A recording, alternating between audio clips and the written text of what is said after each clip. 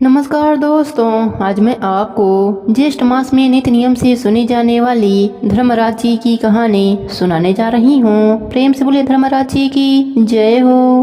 बहुत पुरानी बात है। एक नगर में एक साहूकार रहता था। साहूकार बहुत ही अमीर था, किंतु उसके कोई भी संतान न थे। उसने कई जप तप किया, दया धर्म के काम किए, पर संतान नहीं हुई। वह बहुत धार्मिक विचारों वाला था, दान पुण्य करता रहता, पूजा पाठ करता रहता। एक बार वह गुरु जी के कहने पर धर्मराज जी का नित्य नियम व्रत किया। धर्मराज जी उससे प्रसन्न हुए और साहूकार से कहने लगे, तुम्हारी तपस्या पर मैंने तुम्हें पुत्र दे दिया, किंतु यह पुत्र केवल 18 वर्ष तक ही जीवित रहेगा। जिस दिन इसकी आयु 18 वर्ष पूरी होगी, उसी दिन आधी रात को इसकी मृत्यु हो जाएगी। साहूकार घबराकर बोला, हे प्रभु, यह क्या वरदान दे रहे हैं? ऐसा अनर्थ ना करें। धर्मराज जी बोले, मुझे जो कहना था वह कह दिया, मेरा कहा हुआ टाला नहीं जा सकता। इतना कहकर धर्मराज जी अंतर ध्यान हो गए। साहूकार ने यह बात पत्नी को बताई। उसकी पत्नी ने कहा, कम से कम 18 वर्ष तक तो हम लोग पुत्र सुख पाएंगे, हम निसंतान तो नहीं कहे जाएंगे। साहूकार की पत्नी समय आने पर गर्भवती हुई और समय आने पर उसने एक सुंदर बालक को जन्म दिया। उसका पालन पोषण अच्छे से होने लगा। 18 वर्ष का होते होते वह युवक दिखने लगा। साहूकारनी को उसके विवाह की चिंता सताने लगी। साहूकार विवाह की बात टालता रहा। साहूकारनी ने बहुत जिद करी। तब साहूकार ने बेटे का विवाह एक अच्छे घर की कन्या से करवा दिया। विवाह के बाद सब आनंद से रहने लगे, पर साहूकार को डर लगा रहता। जब 18 वर्ष पूरे होने को शेष 1 महीना बच गया तो साहूकार बहू को मायके भेज दिया। अब माँ बाप उदास रहने लगे। सास बहू को बुलाने का जिद करने लगी। तब साहूकार बहू को लाने चल दिया। बहू को लेकर साहूकार जब घर आ रहा था, तब रास्ते में बैठकर फूट फूट कर रोने लगा, क्योंकि आज उसके बेटे का अंतिम दिन आ गया था। बहू को समझ में नहीं आ रहा था कि ससुर जी क्यों रो रहे हैं। वह पूछने लगी कि उनको क्या तकलीफ है। तब ससुर ने बताया कि तेरे पति का आज अंतिम दिन है। धर्मराज जी ने उसे हमें 18 वर्ष तक के लिए ही दिया है। कहते हुए साहूकार फिर से रोने लगा। बहू ने कहा, पिताजी आप चिंता मत कीजिए, सब ठीक हो जाएगा। पिताजी आप मुझे 4 चीज लाकर दे देना, दीपक, गंगा जल, थोड़ा अनाज और एक गाय। साहूकार ने कहा, बहू यह सब चीजें घर पहुँचते मैं आपको लाकर दे दूंगा, और कुछ चाहिए हो तो वह भी ले लेना। दोनों जन घर आ गए। शाम होने से पहले साहूकार ने वह सारी चीजें मंगवा दी। बहू ने सास के पैर छूकर आशीर्वाद मांगा और कहा, रात में मेरे कमरे में कोई न आए। अंधेरा होने पर बहू ने दरवाजे पर दीपक जलाकर रख दिया। रात के पहले पहर में धर्मराज जी के भेजे 2 दूत दरवाजे पर आकर खड़े हो गए। वह अंदर आने लगे। दीपक ने उन्हें रोक दिया। दीपक ने कहा, यहाँ मेरा पहरा है, कोई भीतर नहीं जा सकता। दूत वापस चले गए। धर्मराज जी ने अपने 4 दूत भेजे। अब बहू ने दरवाजे पर जल से भरा कलश रख दिया। ज्यों ही 4 दूत भीतर आने लगे, जल ने उन्हें रोक दिया। चारों दूत वापस लौट गए। अब बहू ने दरवाजे पर अनाज रख दिया। धर्मराज जी ने अब 8 दूत भेजे। अनाज ने उन्हें भीतर नहीं आने दिया और वह फिर वापस जाने पर मजबूर हो गए। अब धर्मराज जी ने 16 दूत भेजे। तब बहू ने दरवाजे पर गाय माता को खड़ा कर दिया। गाय ने भी उन सबको भगा दिया। इस तरह रात्रि के चारों पहर बीत गए। जब सभी दूत वापस आ गए, तब धर्मराज जी के क्रोध का ठिकाना न रहा। वह स्वयं साहूकार के घर पहुँचे। जैसे ही धर्मराज जी घर के भीतर आए, बहू ने झुककर उनके पैर छू लिया। धर्मराज जी के मुँह से निकला, सौभाग्यवती भव। बहू ने कहा, अब आप मेरे पति को ले जा सकते हैं, क्योंकि आपने मुझे अभी अभी सुहागिन रहने का आशीर्वाद दिया है। इनके बिना मैं सुहागिन कैसे रहूंगी। धर्मराज जी अपने ही वचन से बध गए और वह मुस्कुराए और बोले, तुम बहुत ही चतुर हो, और वह अंतर ध्यान हो गए। सुबह जब सास ससुर ने बेटे बहू को एक साथ देखा तो वह बहुत ही प्रसन्न हुए और सबने धर्मराज जी की जयकारा लगाई। हे धर्मराज जी, जैसे आपने बहू पर अपनी कृपा करी, वैसे ही अपने सभी भक्तों पर अपनी कृपा बनाए रखना। कहानी अधूरी हो तो पूरी करना, पूरी हो तो मान रखना। प्रेम से बोलिए धर्मराज जी की जय हो। एक समय की बात है, स्वर्गलोक से धर्मराज जी धरती लोक पर भ्रमण करने जा रहे थे। तभी चित्रगुप्त जी धर्मराज जी को जाता हुआ देखा और कहने लगे, हे प्रभु, आप कहाँ जा रहे हैं? इस पर धर्मराज जी ने कहा, चित्रगुप्त जी, मैं धरती लोक पर भ्रमण करने के लिए जा रहा हूँ। इस पर चित्रगुप्त जी ने कहा, मैं भी आपके साथ चलूंगा। दोनों जन धरती लोक पर भ्रमण करने निकल गए और जैसे ही उन्हें कुछ समय बीतता है, वह दोनों थक गए। उन्हें बहुत जोर से भूख प्यास लग गई। फिर कुछ खाने की इच्छा से एक गांव में पहुँचे। वहाँ एक सेठ का दरवाजा खटखटाने लगे। तभी उस घर से एक सेठानी बाहर आई और तिल मिलाते हुए कहने लगी, बोलो महाराज, क्या चाहिए? दोपहरिया के समय मेरी नींद खराब करके रख दी। तभी बड़े प्रेम से धर्मराज जी ने उत्तर दिया, हमें कुछ खाने का मन कर रहा है। इतनी बात सुनते ही वह सेठानी गुस्से से बोलने लगी, आप दोनों को कुछ खाने का इतना ही मन हो रहा है तो आपने अपने साथ अपने घर से कुछ खाने के लिए क्यों नहीं ले लिया? यहाँ पर आकर क्यों नाटक कर रहे हो? ऐसा कहते हुए वह जोर जोर से गुस्से में अपने घर के भीतर दरवाजा पटकते हुए चली गई। तभी धर्मराज जी और चित्रगुप्त जी कुछ आगे चले। कुछ दूर पर उन्हें एक बुढ़िया मिली। बुढ़िया माई कहने लगी, अरे मैं तो धन्य हो गई, मुझे आपके दर्शन हो गए। प्रभु बताइए, मैं आपकी क्या सेवा कर सकती हूँ?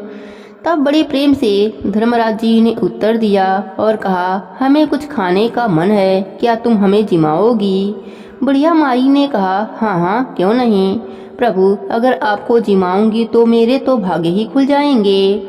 भगवान को अपने हाथ से जिमाना यह मेरे जीवन का सबसे बड़ी खुशी की बात है कि मैं स्वयं भगवान को जिमाऊंगी। ऐसा कहते हुए वह अपने घर से एक लोटा लेकर बाहर की ओर जाने लगी। तभी उसे जाता देखकर भगवान ने उससे पूछा, अरे बुढ़िया माई, तुम कहाँ जा रही हो यह लोटा लेकर?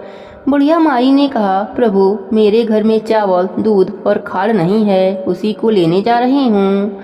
भगवान ने कहा, अरे तुम अपने घर के अंदर जाकर तो देखो सही, तुम्हारे घर में भंडार लगे हुए हैं, चावल के, दूध के, खाड़ के। तब बुढ़िया माई खुशी से अपने घर के भीतर गईं और जैसे ही इधर उधर ध्यान पूर्वक देखा, उन्हें ढेर सारे चावल, दूध, चीनी दिखाई दिए। उन्होंने बहुत सारा खीर बनाया और भगवान को बड़े ही प्रेम से जिमाया।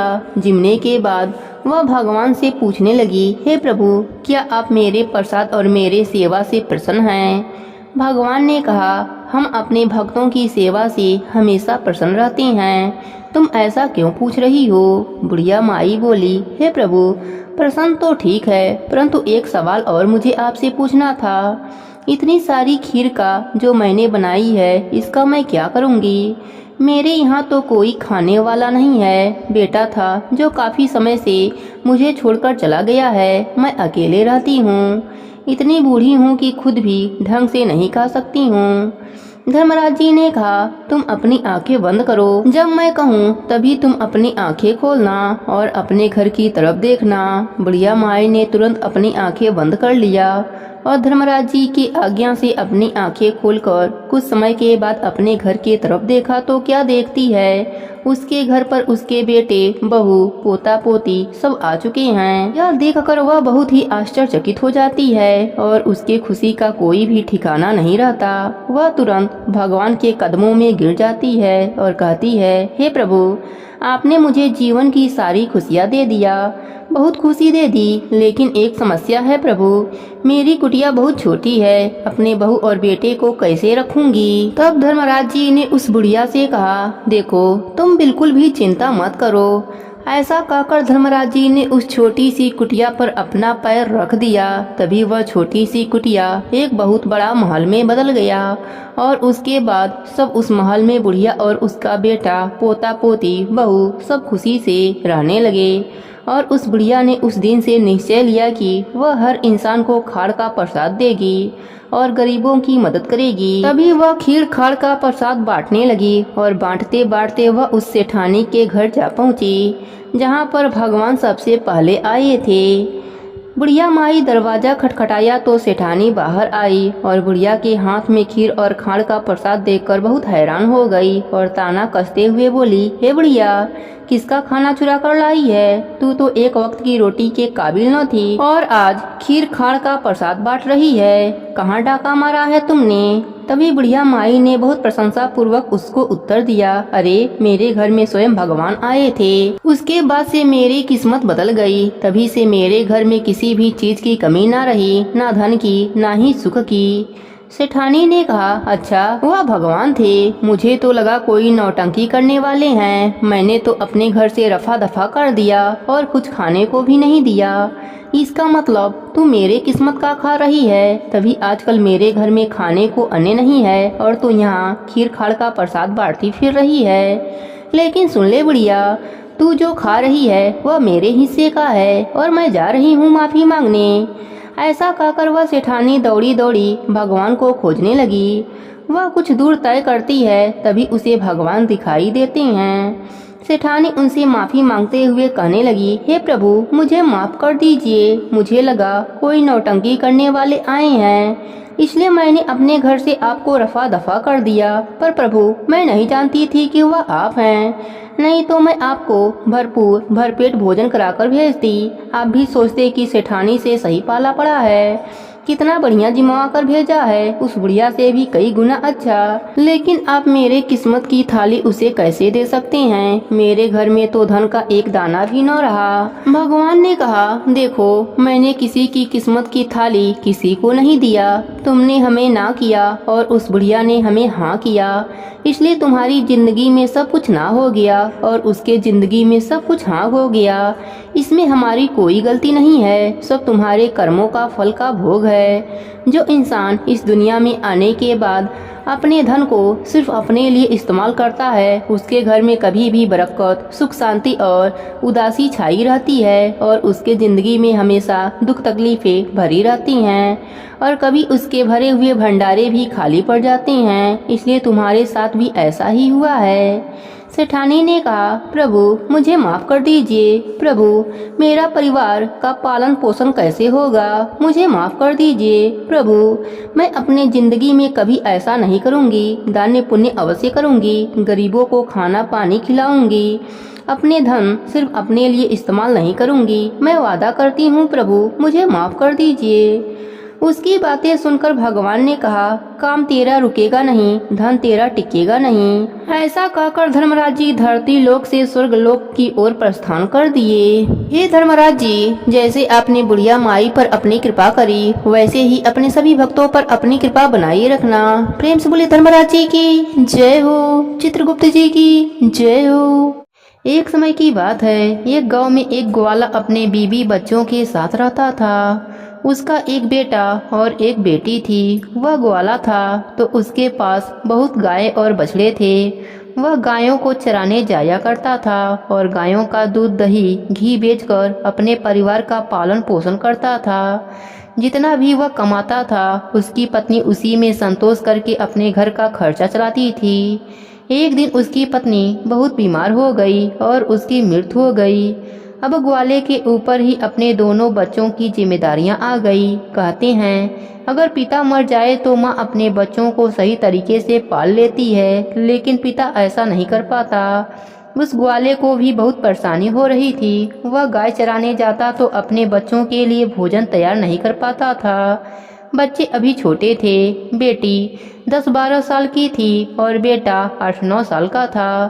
कुछ समय ऐसे ही बीत गए। फिर ग्वाले ने बच्चों के पालन पोषण के लिए दूसरी शादी कर ली।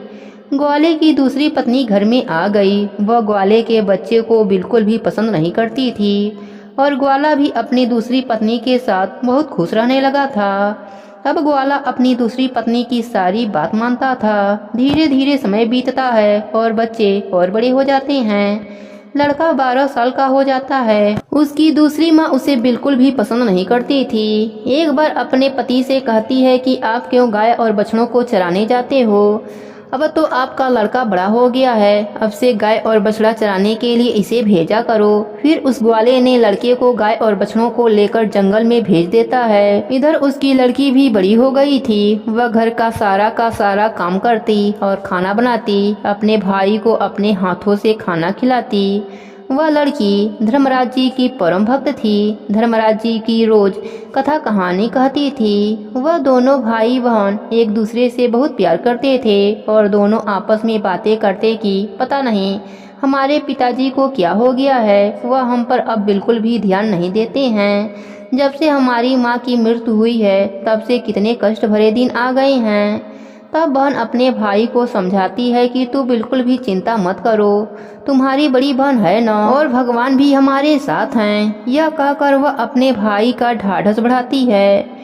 फिर भाई कहता है, दीदी मुझे माँ की बहुत याद आती है। अगर आज हमारी माँ होती तो हमें कितने प्यार से खाना खिलाती। दोनों भाई बहन अपने माँ को याद करके रोने लगते हैं। ऐसे ही दिन बीत रहे हैं। एक दिन लड़का गाय चराने जंगल में गया। जंगल में लड़के को एक शेर मिल गया तो लड़का दौड़कर एक पेड़ पर चढ़ गया और शेर से कहा, शेर भाई तुम मुझे क्यों खाना चाहते हो? तब शेर ने कहा, भाई मैं बहुत भूखा हूँ, अगर तुम चाहते हो कि मैं तुम्हें ना खाऊं तो तुम मुझे एक गाय या बछड़ा दे दो जिसे खाकर मैं अपनी भूख मिटा सकूं। लड़के ने कहा, भाई मैं अपने बहन का इकलौता सहारा हूँ, मेरी बहन रो रो कर मर जाएगी।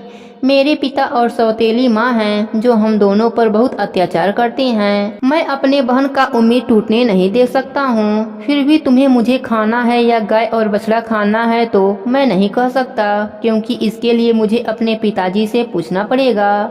तब शेर ने कहा, ठीक है, कल तुम अपने माता पिता से पूछकर आना। फिर लड़का शाम को अपने घर गया और पिताजी से कहा, पिताजी आज मुझे जंगल में शेर मिला। अभी पूरी बात हुई भी नहीं थी कि उसके पिताजी ने उसे 2 चांटे लगा दिए।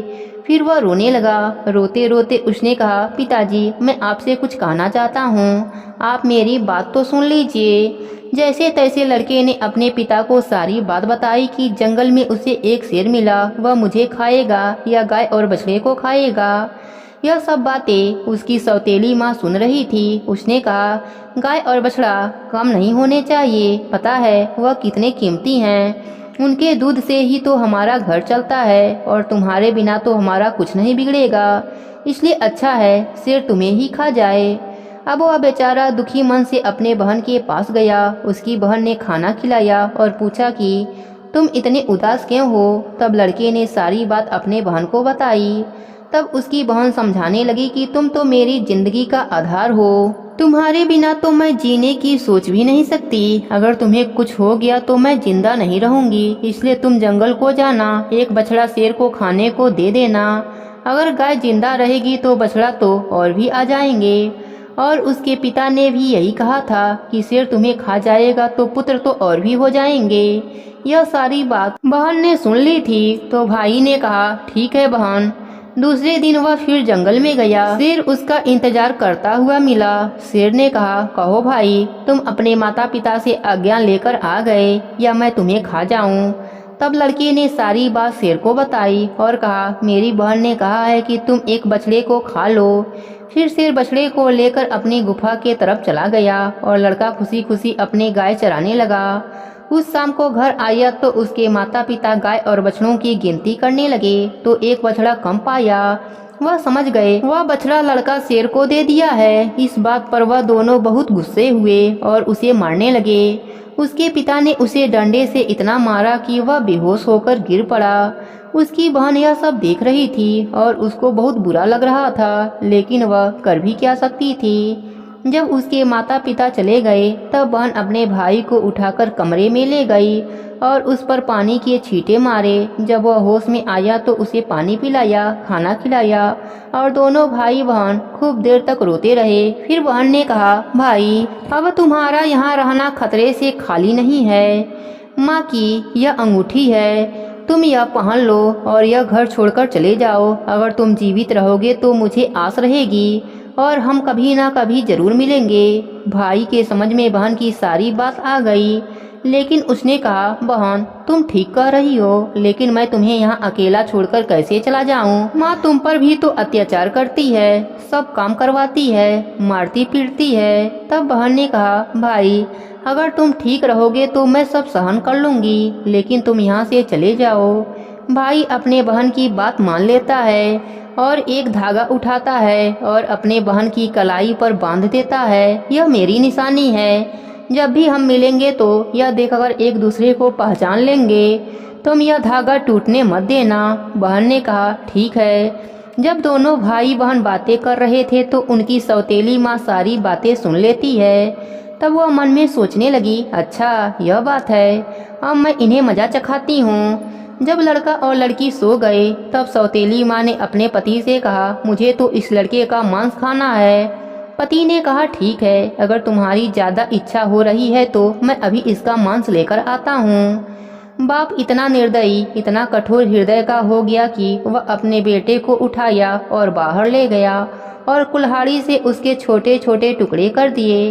फिर टुकड़े लेकर अपने पत्नी के पास आया, यह लो, खा लो। तब उसकी पत्नी ने उस मांस की सब्जी बनाई। फिर उसने एक थाली अपने लिए और एक पति के लिए लगाई। तभी उसके मन में विचार आया, भाई बहन का बहुत गहरा प्यार है तो बहन को उसके भाई का मांस जरूर खिलाना चाहिए।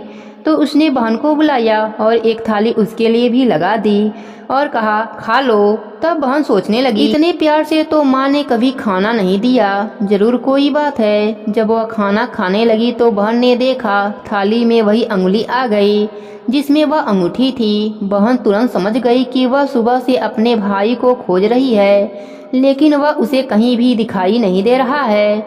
उसका शक यकीन में बदल गया। वह अंदर जाकर जोर जोर से रोने लगी और भगवान से कहने लगी, हे प्रभु, यह क्या हुआ? इन लोगों ने मेरे भाई को मार डाला और मैं अकेली रह गई। अब वह रोए जा रही थी। तभी उसे बड़े बूढ़ों की बात याद आई कि इंसान की मुक्ति तब तक नहीं होती जब तक कि उनकी अस्थियां नदी में विसर्जित नहीं होती। उसने सोचा, मेरी भाई की तो मुक्ति भी नहीं होगी, यह लोग तो उसे मारकर खा गए। तभी उसने वह अंगुली उठाई और चलते चलते एक नदी के पास पहुंच गई। वह अंगुली को अपने हाथ में लेकर जोर जोर से रोने लगी और भगवान को याद करने लगी। वह लड़की बहुत धार्मिक थी। वह रोज धर्मराज जी की पूजा पाठ करती थी और भगवान से हमेशा यही प्रार्थना करती थी कि हे प्रभु, मेरे भाई की रक्षा करना। उस दिन भी वह रोते रोते कह रही थी, हे भगवान, मेरा इस संसार में कोई नहीं है। एक भाई था, उसे भी आपने ले लिया। माँ को तो पहले ही बुला लिया था। अब मैं कैसे रहूंगी? अब मैं भी इसी नदी में कूदकर अपनी जान दे दूंगी। फिर वह उस अंगुली को नदी में डाल देती है और भगवान से प्रार्थना करती है, हे प्रभु, मेरे भाई की मुक्ति कर देना। वह जहाँ कहीं भी हो उसकी आत्मा को शांति मिले।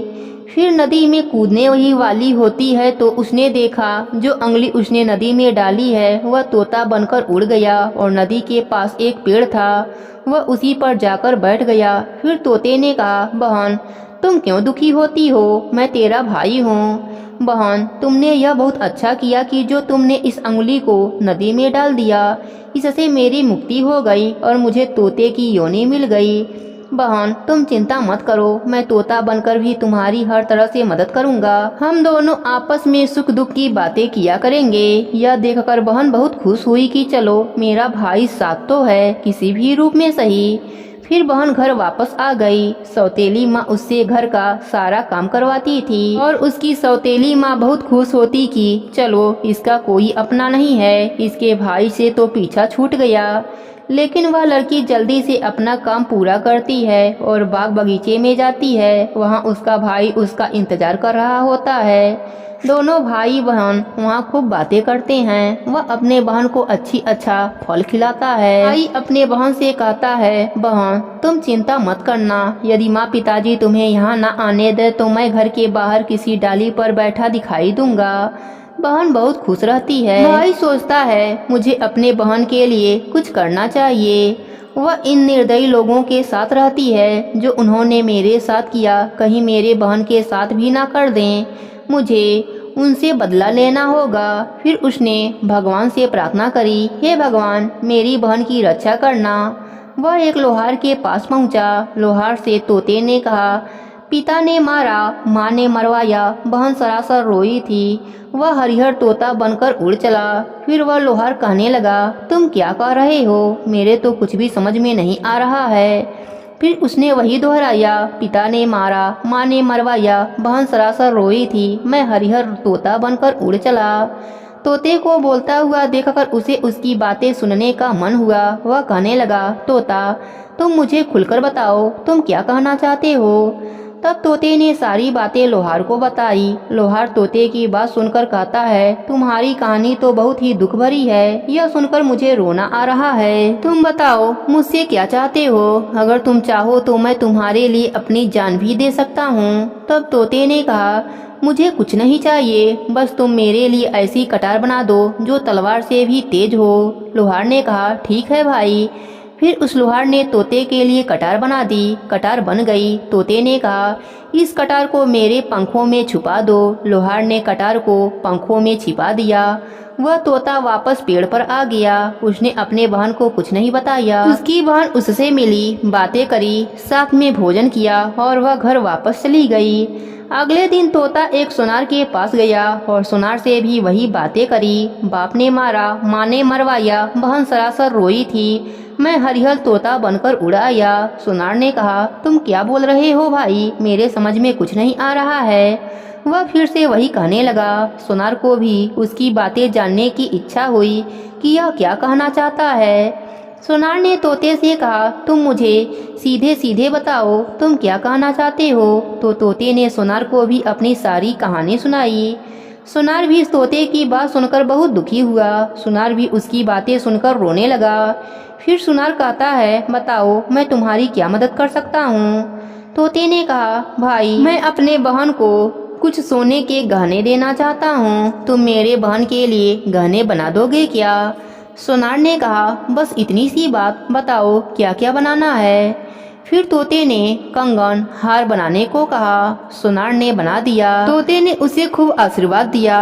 तोते ने कहा, भाई यह गहने तुम मेरे गर्दन में डाल दो। सोनार ने वह गहने उसके गर्दन में डाल दिए।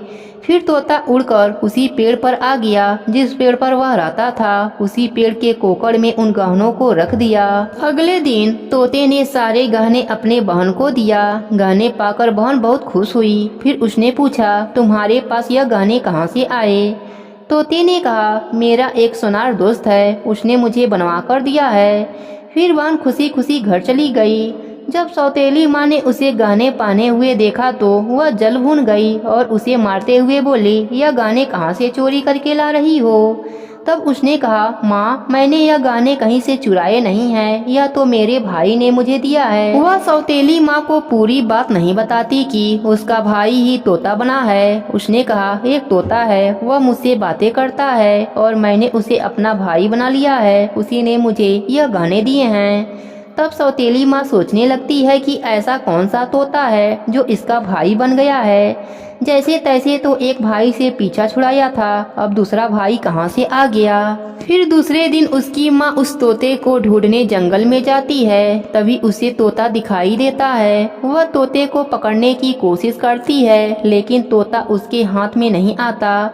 थक हार कर वह बैठ जाती है। कुछ देर बाद फिर तोते को पकड़ने की कोशिश करती है, लेकिन तोता उसकी पकड़ में नहीं आता। वह सोचती है, कैसे भी मैं इसे पकड़ लूं और इसे मार दूं, इसे ज्यादा भाई बनने का शौक है। वह सुबह से शाम तक तोते को पकड़ने की कोशिश करती है, लेकिन तोता को नहीं पकड़ पाती।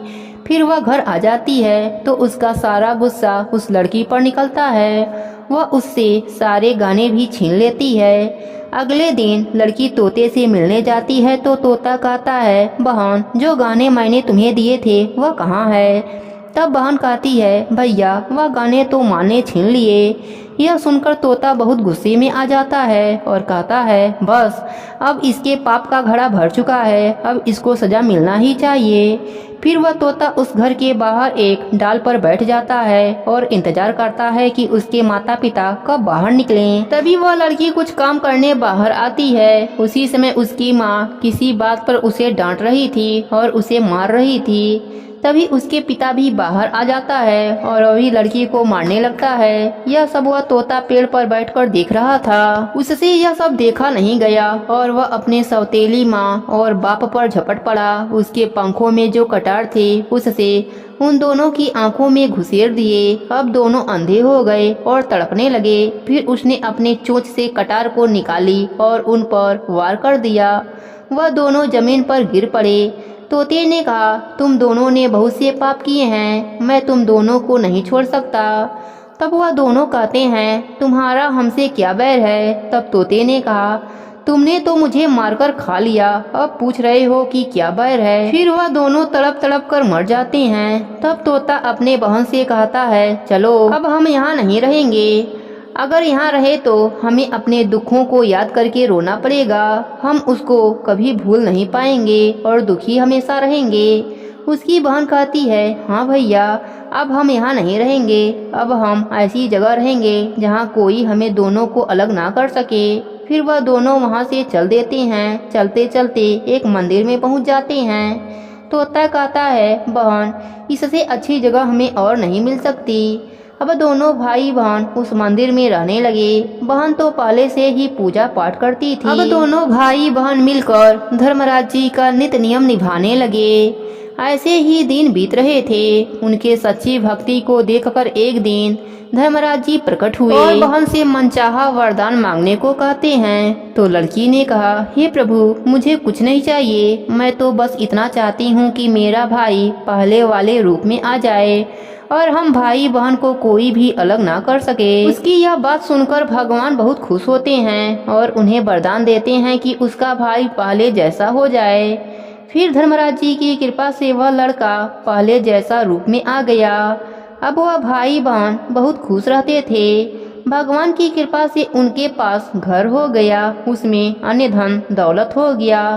अब भाई बहन मिलकर खूब दान पुण्य करते, साथ में मिलकर धर्मराज जी का नित्य नियम निभाते थे। धर्मराज जी की कृपा से भाई बहन को इहलोकों में सुखों की प्राप्ति हुई और मरने के बाद स्वर्गलोक का सुख मिला।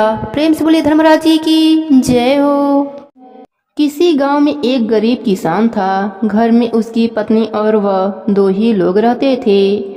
उनके दिन गरीबी में गुजर रहे थे। किसान के पास एक गाय और 2 बोरी अनाज ही रहता था। पति पत्नी दोनों दिन रात अपने भाग्य को कोसते रहते, भगवान से शिकायत करते रहते थे कि उन्हें इतना गरीब क्यों बनाया। इसी तरह से दोनों के दिन गुजर रहे थे। एक दिन उस गांव में एक साधु बाबा आए। वह गांव भर में भिक्षा मांगते हुए उस किसान के घर भी पहुँचे। जैसे ही साधु किसान के घर आवाज लगाया, किसान व उसकी पत्नी अपने भाग्य को कोसना शुरू कर दिया। हम क्या दान दे महाराज, हमारा तो खुद का जीवन भिखारियों सा गुजर रहा है। न कपड़े हैं ढंग के, न ही घर में अनाज है। भगवान हमारे साथ अनर्थ कर रहे हैं, जबकि हमने तो किसी का कुछ नहीं बिगाड़ा है। साधु उनकी समस्या समझ गए। उन्होंने कहा, देवी, भाग्य भगवान नहीं बनाते, हमारा कर्म ही भाग्य बनाता है। भगवान तो केवल कर्मों का फल देते हैं। किसान व उसकी पत्नी ने फिर से जवाब दिया, बाबा, हमने ऐसे कौन से पाप किए हैं जो ऐसा जीवन भुगत रहे हैं? हमने तो कभी कोई पाप किया ही नहीं, लेकिन कभी भी घर में एक गाय और 2 बोरी अनाज से ज्यादा कुछ नहीं रहता है। साधु ने कहा, अगर तुम ज्यादा धन चाहते हो तो तुम्हें एक उपाय बताता हूँ। अगर तुम मेरा कहना मानोगे तो जरूर तुम्हारे पास भी बहुत सा धन और संपत्ति होगी। दोनों पति पत्नी साधु के चरणों में गिरकर कहने लगे, जो आप कहेंगे वह हम करेंगे। साधु ने कहा, तो तुम सबसे पहले अपने गाय और 2 बोरी अनाज इसे भी बाजार में ले जाकर बेच दो। पति पत्नी दोनों सहम गए। महाराज, अगर यह भी बेच दिया तो हमारे पास तो कुछ भी बचेगा ही नहीं, हम तो और भी कंगाल हो जाएंगे। दोनों ने जवाब दिया। साधु ने समझाया, मैं जो कह रहा हूँ वैसा करो, अगर नुकसान हुआ तो भरपाई मैं कर दूंगा। मैं तुम्हें फिर से एक गाय और 2 बोरी अनाज लाकर दे दूंगा। डरते डरते दोनों राजी हुए। किसान ने बाजार में जाकर गाय और अनाज को बेच दिया, धन लेकर घर लौटा। फिर साधु ने उन्हें धर्मराज जी की कहानी सुनाई और कहा, इस धन से उन गरीबों को भोजन कराओ जिनके पास खाने को कुछ नहीं है। किसान ने ऐसा ही किया। उसने कई गरीबों को भोजन कराया। यह बात गांव के जमींदार को पता चली कि गरीब किसान ने अपनी गाय और अनाज बेचकर भूखों को खाना खिला दिया। उसने तुरंत अपने सेवकों को भेजकर किसान के घर एक गाय और 2 बोरी अनाज भिजवा दिया। साधु ने फिर किसान से कहा कि इसे भी बेचकर आओ और कल फिर से धर्मराज जी की कथा सुनने के बाद गरीबों को भोजन कराओ। किसान ने फिर ऐसा ही किया तो फिर किसी ने उस किसान को दान में एक गाय और 2 बोरी अनाज भिजवा दिया। साधु के कहने पर किसान रोज गरीबों को इसी तरह भोजन कराता रहा और उसके वहाँ रोज दान आने लगा। लोग उसकी मदद करने लगे कि यह किसान गरीब होकर भी गरीबों को भोजन कराता है। धीरे धीरे उस किसान की ख्याति दूसरे गांवों में भी फैल गई। धीरे धीरे दान आने का दायरा बढ़ गया। बहुत दिन गुजर गए। किसान गरीब से संपन्न हो गया। उसने एक दिन साधु बाबा से पूछा कि अचानक मेरे भाग्य में इतना अनाज और धन कैसे आ गया। साधु बाबा ने उसे समझाया कि तुम इस धन से दूसरों को भोजन कराते हो, यह उन्हीं के भाग्य का धन है जो धर्मराज जी तुम्हें दे रहे हैं। तुमने धर्मराज जी का व्रत किया, कथा सुना और भूखों को भोजन करा के उनकी आत्मा को तृप्त किया।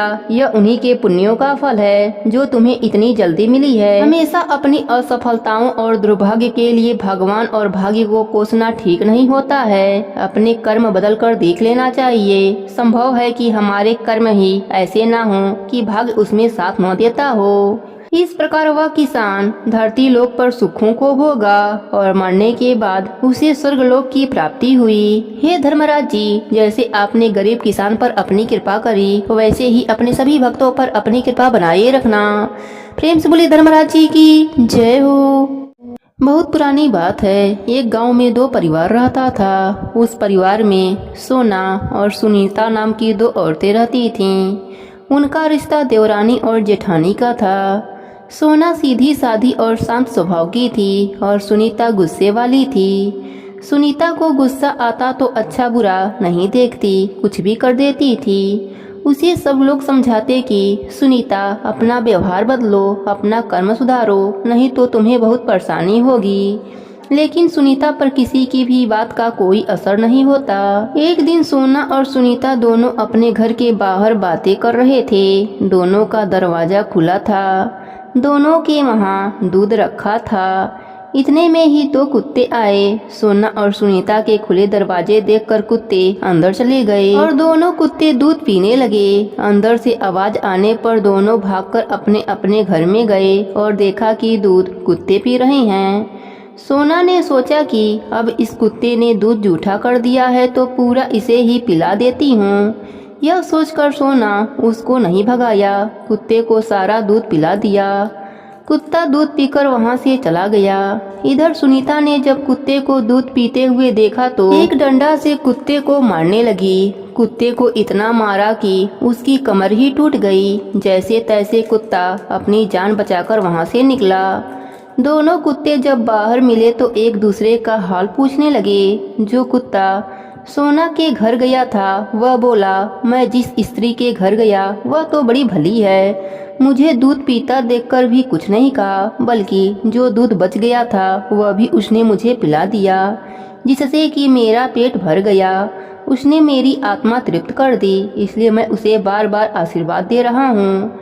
मेरी तो भगवान से यही विनती है कि मैं मरने के बाद उसका पुत्र बनूं और जीवन भर उसका ऋण चुकाता रहूं। दूसरे कुत्ते ने कहा, आज से पहले मेरी ऐसी दुर्गति नहीं हुई थी। मैंने जैसे ही दूध पीना शुरू किया वैसे ही वह दुष्ट आ गई और उसने मारकर मेरा कमर तोड़ दिया। इसलिए मैं भगवान से यही प्रार्थना करता हूँ कि अगले जन्म में मैं उसका पुत्र बनकर उससे बदला चुकाऊं।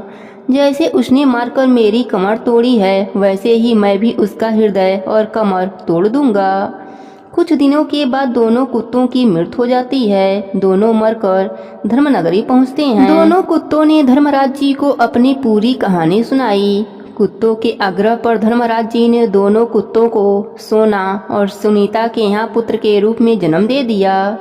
धीरे धीरे समय बीतता है और दोनों लड़के बड़े हो जाते हैं। उन दोनों को धर्मराज जी की कृपा से पिछले जन्म की सारी बातें याद थी। पहला लड़का अपनी माँ सोना की खूब सेवा करता और अपने माँ से बहुत प्यार करता था, लेकिन सुनीता का बेटा अपने माँ का बिल्कुल भी परवाह नहीं करता था। एक दिन दोनों लड़के बैठे होते हैं, तब सुनीता का लड़का कहता है, अब मेरा इस धरती पर रहने का समय पूरा हो गया है, अब मैं यहाँ से चला जाऊँगा। तब सीमा का लड़का कहता है, ऐसा क्यों कहते हो, तुम्हारी माता का क्या होगा, वह तो रो रो कर मर जाएंगी। तब वह लड़का कहता है, उसने मेरे बारे में नहीं सोचा और मेरी कमर तोड़ दिया था, मैं तो उसी का बदला लेने आया हूँ। जब उसका जवान लड़का मरेगा तब उसकी कमर अपने आप ही टूट जाएगी। फिर कुछ दिनों के बाद सुनीता के लड़के की मृत्यु हो जाती है। बुढ़ापे में जवान बेटे की मृत्यु से सुनीता टूट जाती है। अब दिन रात सुनीता रोती रहती है और बस यही कहती रहती है कि धर्मराज जी ने मुझे किस बात की सजा दिया है, बुढ़ापे में मेरा बेटा छीनकर मेरी कमर तोड़ दिया है। सोना का लड़का सुनीता को दुखी देखता तो उसे बहुत बुरा लगता था। एक दिन सोना का लड़का सुनीता के पास गया और उसने सुनीता से कहा, रो मत चाची, यह तो तुम्हारे ही कर्मों की सजा है। तब सुनीता ने कहा, मेरे कर्मों की, लेकिन मैंने ऐसा क्या किया है जो मुझे इतनी बड़ी सजा मिल रही है। तब उस लड़के ने बताया, मैं और तुम्हारा लड़का पिछले जन्म में कुत्ते थे। एक दिन हमने आप दोनों के घर में घुस गए और हमने रखा हुआ दूध पीने लगे। मेरी माँ तो मुझे पूरा दूध पिला दिया, इसलिए मैं उसकी सेवा कर रहा हूँ और जीवन भर उनकी सेवा करता रहूँगा। लेकिन तुमने दूध के लिए उस कुत्ते को डंडे से खूब मारा, उसकी कमर तोड़ दिया। इसी कर्म की सजा धर्मराज जी देने के लिए उस कुत्ते को तुम्हारे पुत्र के रूप में भेजा था और जवान होने पर उसकी मृत्यु हो गई और तुम्हारी कमर टूट गई। अब जीवन भर तुम्हें इसी दुख के साथ जीना पड़ेगा। यह सब बातें सुनकर सुनीता बहुत दुखी होती है और उसे अपने किए पर बहुत पछतावा होता है। उसने मन ही मन उस कुत्ते से माफी मांगी और प्रण किया कि वह कभी भी किसी बेजुबान को नहीं मारेगी। तो इस तरह से धर्मराज जी ने सुनीता को कर्मों की सजा देते हैं। अनजाने पापों से छुटकारा पाने के लिए धर्मराज जी का नित्य नियम जरूर निभाएं। प्रेम से बोलिए धर्मराज जी की जय हो।